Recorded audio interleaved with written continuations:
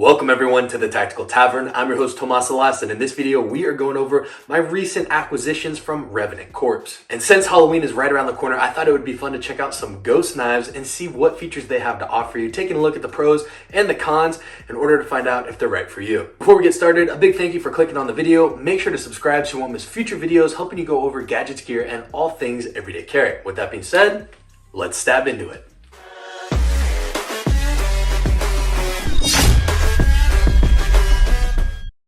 All right, let's start off with the Sharpies. I got two of them. I have the original version and the XL, depending on what kind of permanent mark you're trying to leave. What looks like an ordinary writing instrument you would find anywhere conceals a very pointed G-10 tool. And these are much stronger and robust than people may give it credit for. The G-10 runs entirely all throughout the body of the Sharpie, increasing its penetration capabilities and durability. What I really enjoy about these is obviously how discreet they look, but also the tips of these extend further out than your normal felt Sharpie would. And this allows you to get some increased opening capabilities, but I also like that you can quickly retouch it up if you're on the go or traveling with them. They're pretty easy to maintain, and it gives you a little bit of extra life on your Sharpies. These tools are great for going under the radar and opening up your packages depending on what your situation calls for. These are prime examples of highly underrated tools that weigh next to nothing, look very inconspicuous, and prove that sometimes the pen is mightier than the sword. Next up, we got the Grackle, which is one of their most popular designs, and for good reason. What really drew me to this Grackle in particular was the compact size and shape. The blade shape is 2.25 inches, and the entire body is full tang, comprised of 1/4 inch thick ballistic fiberglass epoxy resin, also known as G-10. It's really robust and comes to a thick point that is reinforced. It also has a beautiful tri-blade grind to it.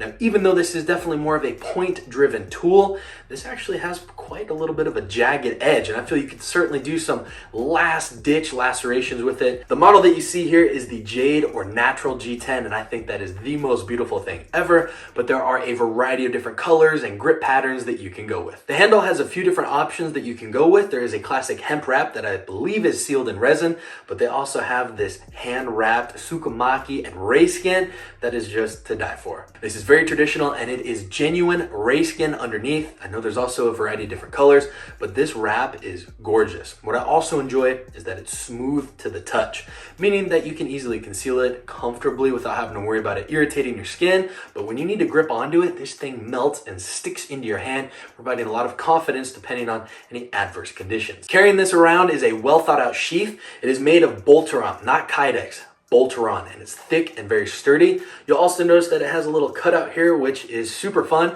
So you can literally just slip this into your front pocket, and when you go to deploy it, that hook on there catches on the edge of your pocket, leaving the sheath behind and the blade in your hand. This also comes with a shot cord or elastic cordage, and I really like this for tethering it to your belt loop, or simply hanging it discreetly from a hidden place. Although this sheath is spec'd out for that pocket carry, you can also get it with a variety of different attachments and pocket clips. I just thought because this blade is so compact and discreet, why not go with the slimmest possible way to carry it around? A subtlety on the sheath that separates it from other G-10 tools is that the entire sheath is open, meaning that you can grab it, deploy it, and your entire hand is locked in there. You don't have to readjust your hand awkwardly or fiddle around after deploying it. Once you grip onto the blade, you get a full duty grip. It's ready for work. Indexing it back into the sheath is also very easy because it has quite a wide opening and it has amazing retention without any wiggle or rattle. All right, the other model I got is called the Shanghai, and this has a symmetrical dagger style blade that comes to an inline point. The handle design is neutral and so freaking comfortable and ergonomic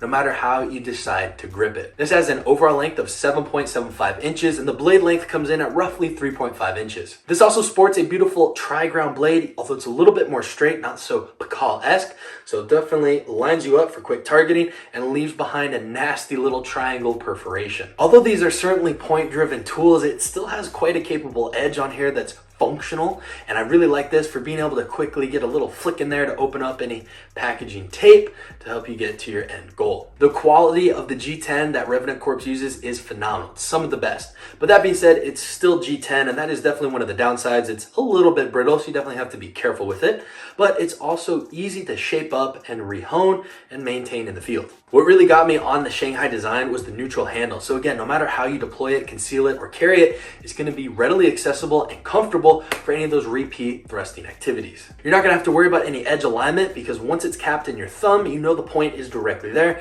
making it great for easy package and target alignment.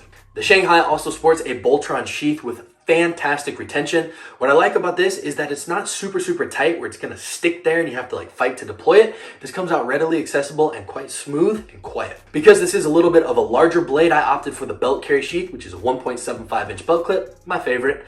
But what really surprised me is that this plastic clip has fantastic retention. I mean, you can hear this.